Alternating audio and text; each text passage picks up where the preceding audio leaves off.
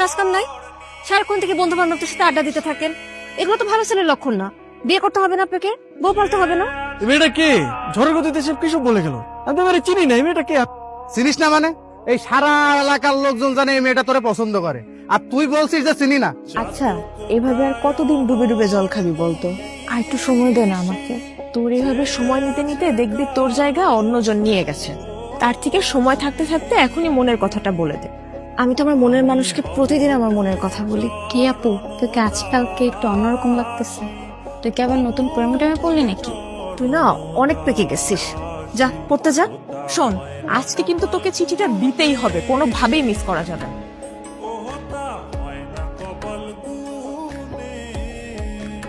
আমি কইছিলাম না মেয়েটা কিন্তু আজকে আইছিল কিছু একটা বলার জন্য। আরে কি বলবে আমারে?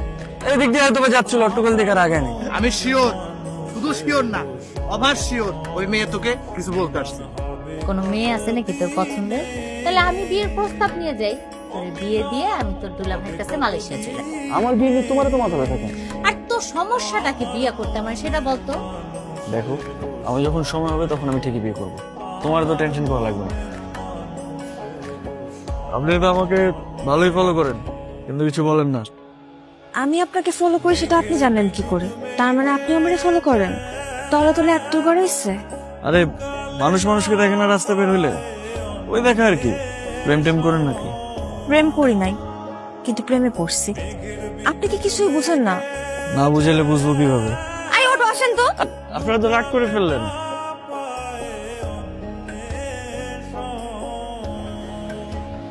মামা, আপনি না বললেন জেরিন লেখাপড়া নিয়ে ব্যস্ত, এখন বিয়ে দিবেন না। কিন্তু জেরিন কোথায় লেখাপড়া করে এটা কি আপনি জানেন? এটা কেমন প্রশ্ন রবি? একটা ছেলের সাথে বিভিন্ন জায়গায় ঘুরে বেড়ায়। জেরিনের মা, জেরিনকে নিয়ে এদিকে আসো। আজ থেকে ওর বাইরে যাওয়া নিষেধ। কলেজের নাম করে কোথায় যায় কোনো খোঁজ খবর রাখো? কি করছো?